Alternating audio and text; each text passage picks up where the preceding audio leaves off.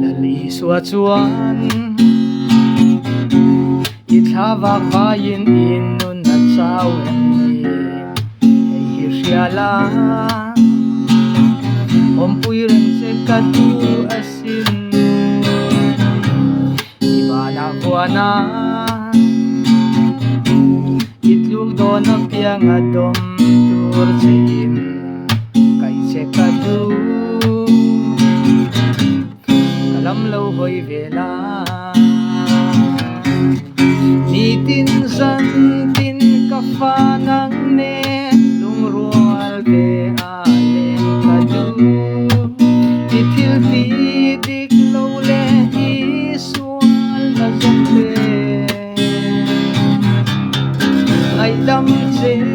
anun thiang lim i lo nei nan pui che ka tu kangin ber che chu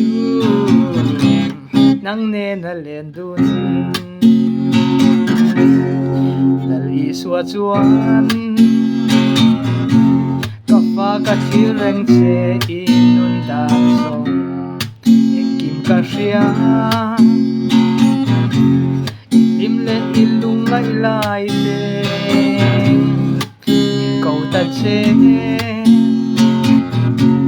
im ha na tur chian tha in ma mo chuan i tan ka om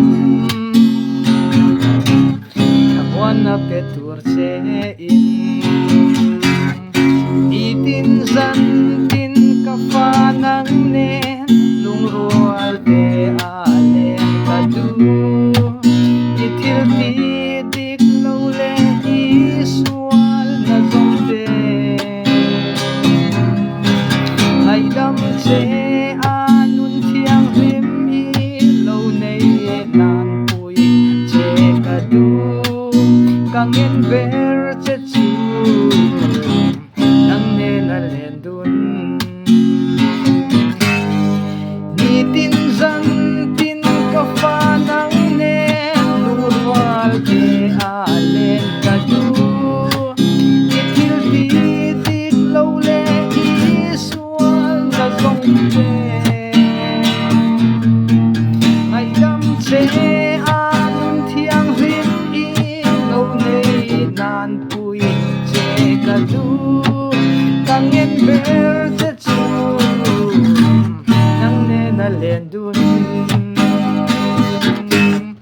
ni tin zan tin ka fa nang ne lung rual te a len ka du i thil ti dik lo le i sual na zong te